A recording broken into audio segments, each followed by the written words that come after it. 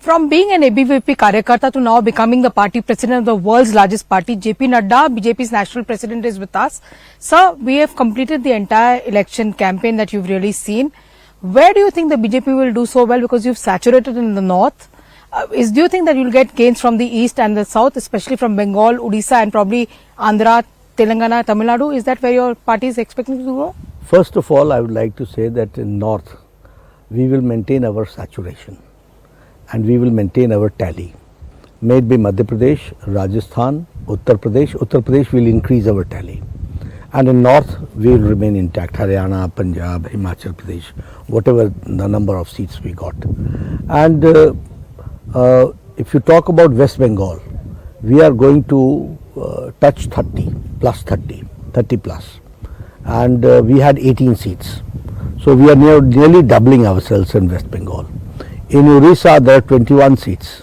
We will be able to cross 18 plus. That will be there. In Telangana, we will at least out of 6, 4 we are going to win, and 4 to 5 we are going to win. And of course, we want 6 out of 6, but in circumstances, let's be practical. So we will be getting 4 to 5 seats, and the alliance will be winning. In Telangana, we will double ourselves. And in Tamil Nadu, we are going to open our account there. In the sense, we are going to be successful, but our vote share is going to increase in Tamil Nadu a lot. We are going to start with Kerala also. So all these things together, we are going to maintain Maharashtra, we are going to maintain ourselves in Bihar. So all this taking into consideration, we feel that we are very comfortable under the dynamic leadership of Prime Minister Modi, and we will be crossing 370 BJP itself and NDA 400 plus. So JP Nadda ji, when first BJP is saying that it will cost 370, Modi ji also said that is up ki baar 400 par. But your opponents, be it Rahul Gandhi, be it Arvind Kejriwal, everybody is now saying BJP will be below 200. What do you have to say to your opponents? ऐसा अमन जी, सबसे पहली बात तो ये है कि इनके agenda, यानी इनको अपना आम आदमी पार्टी को क्या आ रहा है, कांग्रेस को क्या आ रहा है, ये वो चर्चा नहीं कर रहे हैं. ये इटसेल्फ ये बताता है कि the BJP is dominating the agenda and BJP is dominating the scenario. और अब ये चर्चा क्या करते हैं कि 400 पार नहीं करेंगे. इसका मतलब आप मान रहे हो ना कि हम 400 के पास हैं. पहली बात तो ये है. और वो भारतीय जनता पार्टी है. आप कहाँ खड़े हैं? आप तो ये कभी बोलते नहीं कि मैं 50 से नीचे रहूँगा या 50 से ऊपर जाऊँगा. आपने तो कोई नंबर बताया नहीं है. तो ये आपके बारे में, और आप देखिए कोई 160 बताता है, दूसरा आता है वो 200 बताता है, कोई फिर उसका 230 बताता है. आपने 4-5 लोगों से आज पूछा होता तो 400 तक पहुंच गए थे. ये आपने अगर 2-3 लोगों से पूछ लिया होता, क्योंकि हर बार ये बढ़ा रहे थे, खुद ही बढ़ा रहे थे. क्यों? क्योंकि आप लोग इनकी हंसी कर रहे थे कि भाई कुछ तो फैक्चुअल बोलो, कुछ तो फैक्चुअल बोलो. तो ऐसे ही अगर 3-4 और हमारे पत्रकार बंधुओं ने कृपा की होती इन पर, तो ये 400 पार कर चुके होते. और सही बात यह है कि इनके पाँव के नीचे से ज़मीन खिसक चुकी है और पानी बहुत बह चुका है. अब इनके कंट्रोल में कुछ नहीं है.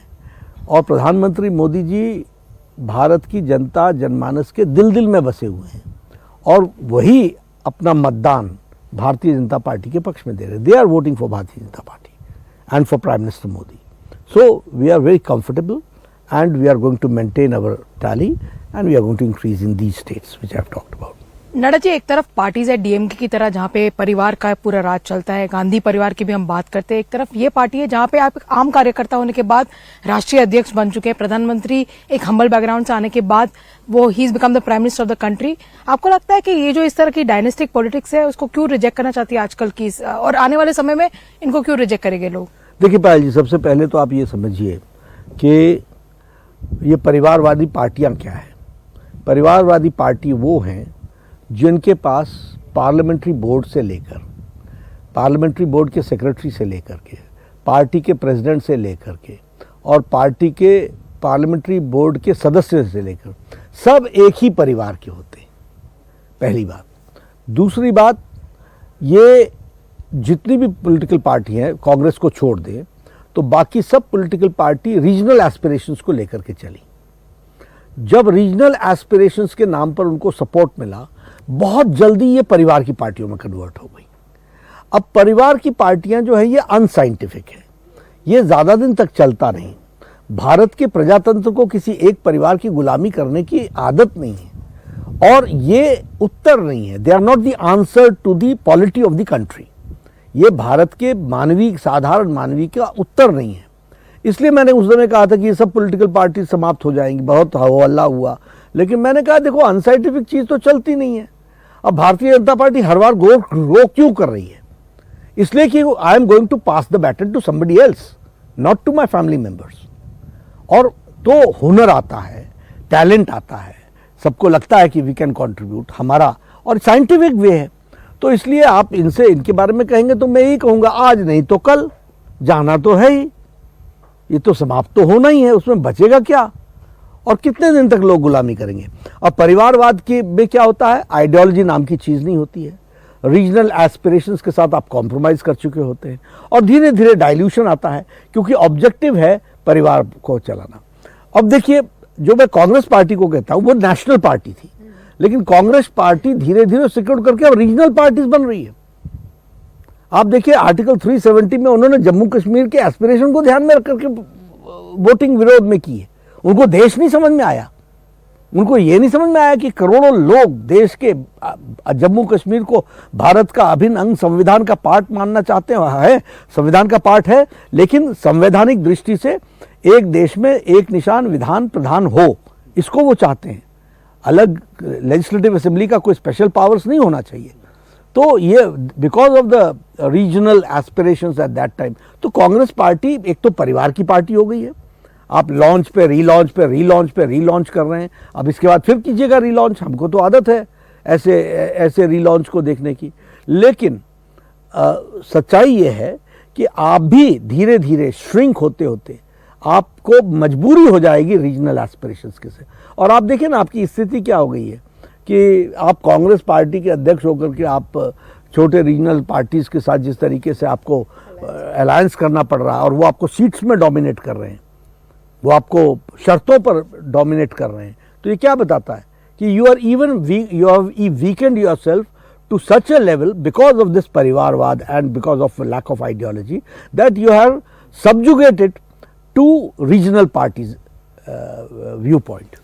नड्डा जी, प्रधानमंत्री जी इस टाइम कन्याकुमारी में हैं, कल वो पहुंचे थे, मेडिटेशन 2 दिन तक कर रहे हैं इस लंबे कैंपेन के बाद, पर ये मेडिटेशन भी पॉलिटिकल बना दिया है ऑपोजिशन ने। मल्लिकार्जुन खड़गे साहब कह रहे हैं कि ये विजुअल्स बाहर क्यों आ रहे हैं, इलेक्टोरेट को इन्फ्लुएंस करने की कोशिश की जा रही है, कांग्रेस का इल्जाम है। आपको लगता है मेडिटेशन एक्सरसाइज जो था इसको पॉलिटिकल बनाना चाहिए था ऑपोजिशन को? ऐसा है, वो बेचारे बौखला गए, दे आर फ्रस्ट्रेटेड, और फ्रस्ट्रेशन के साथ साथ बुद्धि, अब मैं भ्रष्ट तो नहीं कहूंगा, लेकिन मति भंग हो जाती है, जिसको बोलते हैं बुद्धि काम नहीं करती है। तो बुद्धि उनकी काम नहीं कर रही है, इसलिए अब उनको कुछ ना कुछ अनाप शनाप जवाब देना। अब मैं कल मेरी लास्ट मीटिंग अनंतपुर साहब थी, वहां से 15 किलोमीटर दूर पर मेरी कुलजा माता है। आप बताइए, is it not a god sent opportunity for me to pay my respect to my कुलजा माता? वहां से 25 किलोमीटर की दूर पर मां नैना देवी हैं, तो मैं पहला काम क्या करूंगा? अब उसके भी विजुअल्स आए हैं, आप लोगों ने भी दिखाए हैं। तो ये, और हम लोग पॉलिटिकल टूरिस्ट नहीं हैं, हम लोग पॉलिटिकल रिलीजियो टूरिस्ट नहीं हैं। हम हमेशा जहां जाते हैं, आप मेरे सारे प्रोग्राम को देख लीजिए, देश भर के, जब से मैं अध्यक्ष बना और जब मैं स्वास्थ्य मंत्री भी था, आप बताइए कि कभी मैं तिरुपति गया और मैं तिरुपति दर्शन न किया हो? आप बताइए कि मैं कभी वाराणसी गया और मैं काशी विश्वनाथ के दर्शन न किए हों, या काल भैरव के दर्शन न किए हों, वहाँ के कोतवाल का आशीर्वाद न लिया हो? तो ये हमारे यहाँ इनबिल्ट है, हमको इसके लिए कोई पॉलिटिकल एक्टिविटी नहीं है। ये वहाँ के चाय का दुकान वाला भी जानता है कि काल भैरव के दर्शन करने के बाद हमारे यहाँ चाय पियेंगे। तो ये 2 दिन में नहीं होता है, ये एक हम सतत हमारा प्रयास हम करते हैं। हमारे तो अब इलेक्शन खत्म होगा तो हम पहला काम क्या करेंगे? इतना लंबा कैंपेन चला है, इतने कामों में जुटे रहे। आखिर भगवान का आशीर्वाद है कि सारा कैंपेन पूरा हुआ, तो हम धन्यवाद देने के लिए और आशीर्वाद मांगने के लिए और ताकत मांगने के लिए तो जाएंगे। इसको वो लोग पॉलिटिकल सोचते हैं जो चुनाव के दौरान, during elections, they try to prove, वो लोग करते हैं जो सेल्फी खींचते हैं और उनको ध्यान में नहीं आता कि बात तो वो देवी के कर रहे हैं, लेकिन कोई देवता पीछे कोई और खड़े हैं। तो ये उन लोगों के लिए प्रॉब्लम होती है, हमारे लिए कोई प्रॉब्लम नहीं होती है। हम जो बाहर हैं वो अंदर हैं, जो हम मन से हैं वो हमें। ये लोग ये हैं जो मैंने कई बार बोला कि इनको ये नहीं मालूम कि जनेऊ इधर से पहना जाता है या इधर से पहना जाता है। इनसे कोई पूछ ले कि भाई तुम्हारा गोत्र कौन सा है, तो ये बगल में झांक करके पूछते हैं कि भाई बताओ हमारा गोत्र कौन सा है। तो वो उन लोगों को तकलीफ होती है, हमें तकलीफ नहीं होती। नड्डा जी, आप मोदी जी की पॉपुलैरिटी की बात करें, ये सवाल मैं इसलिए आपसे पूछना चाहूंगी क्योंकि आप उनकी सरकार में मंत्री भी थे, आप संगठन में भी आप सबसे टॉप पोस्ट पे हैं। ऐसी क्या बात, आपने कभी कोई सरकार देखी जिसकी कोई एंटी इनकम्बेंसी की बात नहीं करा, लोग प्रो इनकम्बेंसी की बात करें? तो मोदी जी कहते हैं कि जो बोलता हो वो जरूर करता हो और मोदी है तो मुमकिन है, ये लोग कहते हैं। आपको क्यों लगता है why is there pro incumbency for Narendra Modi and his government? देखिए, सबसे पहली बात तो यह है कि बाकी पॉलिटिकल पार्टीज सत्ता में सत्ता को भोगने के लिए आते हैं, ये उनका ट्रैक रिकॉर्ड है। दूसरी बात, वो सत्ता में आते हैं सबका समर्थन लेकर के, लेकिन उनका ट्रैक रिकॉर्ड बताता है कि वह फिर किसी परिवार की सेवा में लग जाते हैं, किसी जाति की सेवा में लग जाते हैं, किसी समुदाय की सेवा में लग जाते हैं, और वह पार्टी और वह सरकार किसी जाति विशेष की हो जाती है, किसी परिवार विशेष की हो जाती है, और किसी इलाका विशेष की हो जाती है।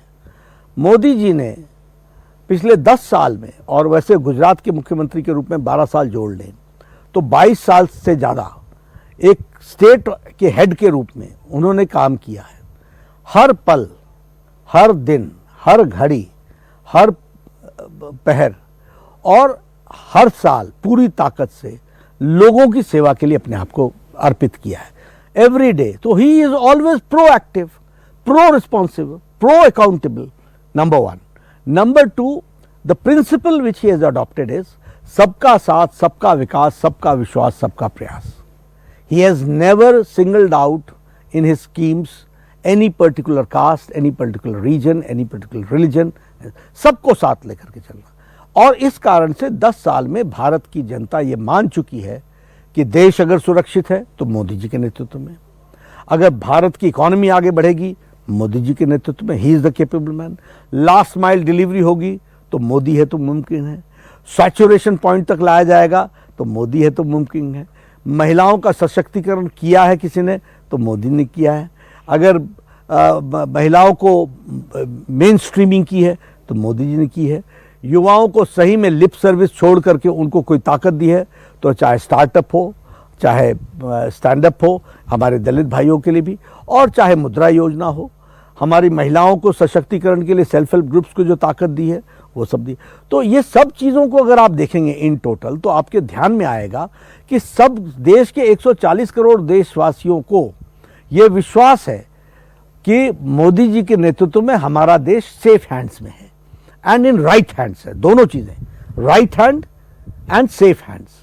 और इसी कारण से उनका, और मैं एक बात और बता दूं, जो लोग, कोई मान लो कोई कांग्रेसी परिवार का है, वो कांग्रेस को वोट दे देगा, लेकिन उसके दिल में भी मोदी बसता है, उनके दिल में भी मोदी बसता है। दे अंडरस्टैंड, वो मानते हैं कि भाई मुकाबला तो कोई नहीं है, लेकिन हम हैं कांग्रेसी परिवार के, इसलिए शायद हम दे दें। और उसमें से बहुत से लोग फिर हमें भी वोट देते हैं। तो इसलिए ये एक परिस्थिति है। और बहुत जगह आपने देखा होगा कि विधानसभा में दूसरी जगह देते हैं, लेकिन लोकसभा में देते हैं वो। नड्डा जी, राहुल गांधी ने, अगर हम उनका कैंपेन पूरा देखें, उन्होंने एक अपना कैंपेन जो पूरा था रिजर्वेशन पे, कास्ट पे, न्याय की वो बात करी उन्होंने, और उन्होंने कहा कि हम रिजर्वेशन बढ़ाएंगे अगर हम पावर में आते हैं तो। आपको लगता है इसका कोई रेजोनेंस भारत की जनता में अब है इन इशूज का? देखिए, सबसे पहली बात तो यह है कि वो उनके जो ट्यूटर हैं ना, मैंने पहले भी कहा था, लोकसभा में भी, राज्यसभा में भी कहा था, ये जो ट्यूटर हैं जो उनके, वो भारत की सरजमी से कटे हुए लोग हैं और वो पिटे हुए लोग हैं। वो एक बार नहीं अनेकों बार पिटे हुए हैं। वो कौन है? Leftist, urban leftist. वो क्लब है जेएनयू का, वो उनके सलाहकार हैं। तो आउटडेटेड, पिटे हुए, घिसे हुए लोग अगर आपके सलाहकार होंगे तो मैं क्या करूंगा?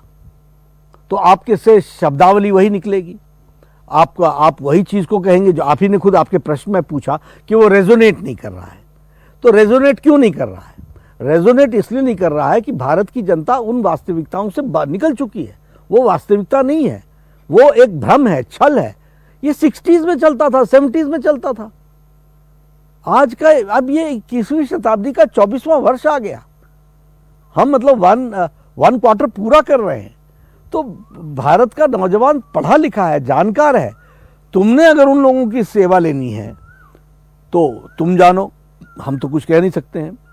और फिर अगर तुमने राष्ट्र विरोधी ताकतों के साथ ही चलना है, जो ये नारा लगाते हो अफजल हम शर्मिंदा है तेरे कातिल जिंदा है, अगर वो ये नारा लगाते हो भारत होंगे तेरे टुकड़े टुकड़े इंशाअल्लाह इंशाअल्लाह, तो ऐसे आइडियोलॉजिकल बैकग्राउंड से लोगों से निकले हुए मंतव्य क्या होगा?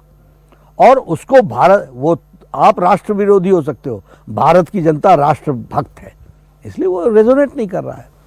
आप ऐसे समय पे क्या एडवाइस देना चाहेंगे राहुल गांधी, क्योंकि आप ना ही सिर्फ तजुर्बे में उनसे कई ज्यादा आगे हैं, आपने कई सारे चुनाव देखे भी है, आप जनरल सेक्रेटरी के बतौर भी काम किया, आप क्या एडवाइस देंगे इस समय राहुल गांधी? हमको हमारी एडवाइस वो क्यों लेंगे और मैं ऐसे किसी को एडवाइस क्यों दूं? लेकिन सच्चाई ये है कि देखिए, मैं इसको लार्जर कॉज में कहता हूँ, सिर्फ मैं राहुल गांधी के लिए नहीं कह रहा हूँ।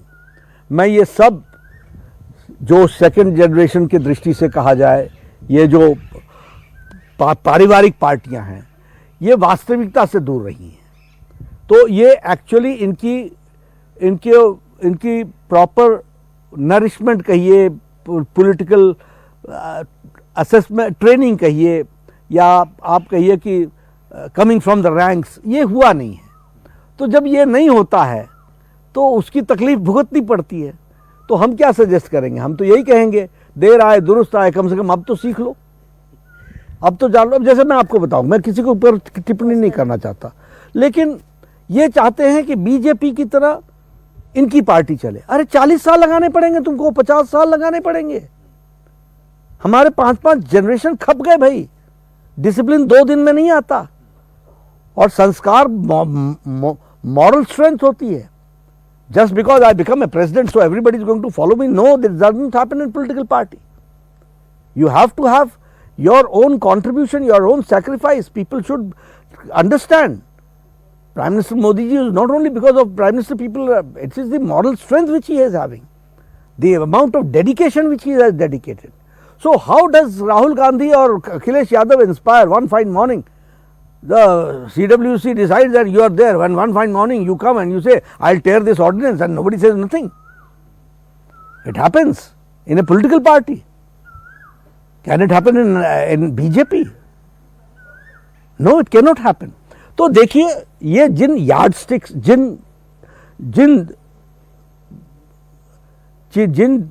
जिस माध्यम से आप की उत्पत्ति हुई है, वही अनसाइंटिफिक है। तो नतीजा क्या निकलेगा? बाय प्रोडक्ट क्या होगा? वही होगा। तो आप ऐसे ही काम करते रहोगे, और सोशल मीडिया के लिए भी आप अच्छे उपकरण बनोगे, और हम लोगों को भी कभी कभी कुछ देखने को मौका मिलेगा जिससे हम भी अपना मनोरंजन कर लें। अरविंद केजरीवाल जी दिल्ली के मुख्यमंत्री, कुछ दिन उन्होंने पहले बोला, अभी वो बेल पे कुछ दिन के लिए आए हैं, कुछ दिन पहले बोला कि अगर ऑपोजिशन अलायंस जीतता है जून 4 को तो मुझे जेल नहीं जाना पड़ेगा। खैर, उन्होंने अब कहा कि वो सरेंडर कर रहे हैं परसों। उनका ये इल्जाम है कि बीजेपी सारी ऑपोजिशन को जेल भेजना चाहती है। देखिए, आज मैंने अरविंद केजरीवाल जी का एक प्रेस कॉन्फ्रेंस तो नहीं, वो आजकल वो वीडियो से संदेश देते हैं, आप उसको देखिए।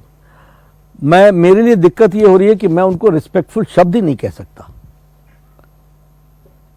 दुनिया में इतना बड़ा फ्रॉड, फरेब, झूठ की बुनियाद पर पैदा हुआ नेता, और इतना शातिराना तरीके से झूठ बोलना, ये कोई अरविंद केजरीवाल से सीखे। वैसे ऐसी चीज सीखने की नहीं है, लेकिन कम से कम जाने तो सही कि लोग ऐसे भी हो सकते हैं, इस प्रकार से भी हो सकते हैं, जो भोली भाली जनता को इमोशनली, एक तरीके से इमोशनल करके लोगों चीज़ों को लेना चाहते हैं। सच्चाई क्या है?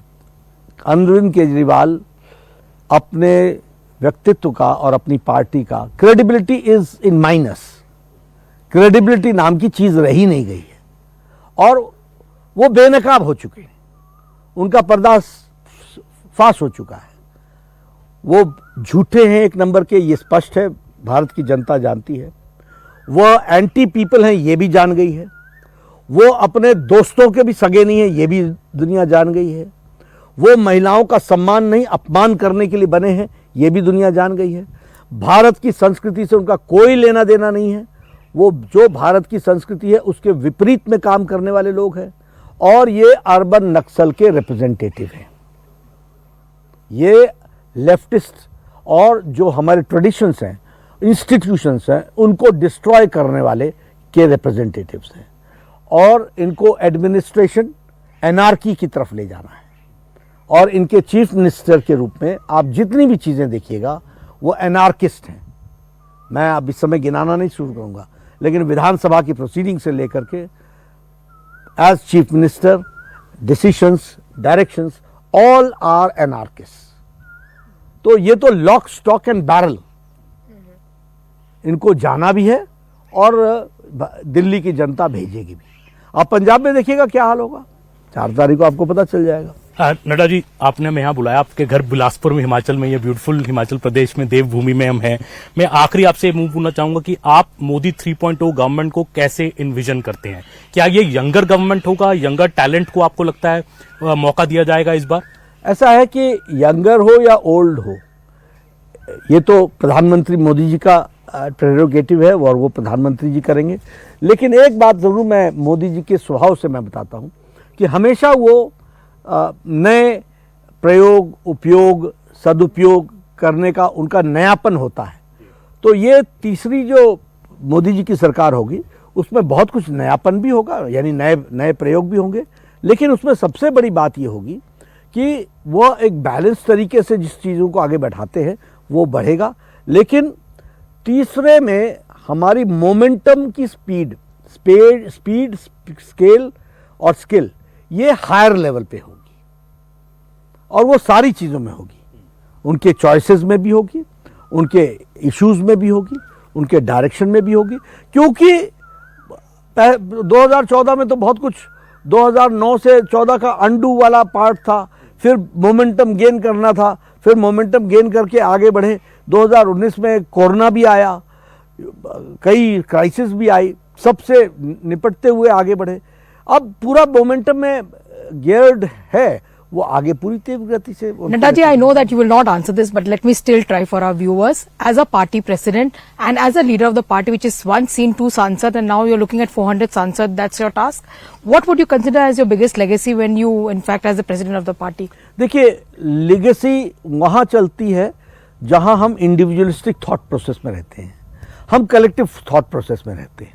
इसलिए कलेक्टिव थॉट प्रोसेस में, और ये 18 करोड़ की पार्टी, और चलिए हमारा जन्म 1980 में हुआ, लेकिन आइडियोलॉजिकली तो 1952-53 से हम जनसंघ से चल रहे हैं और बीजेपी के 10 प्रेसिडेंट्स हो चुके हैं।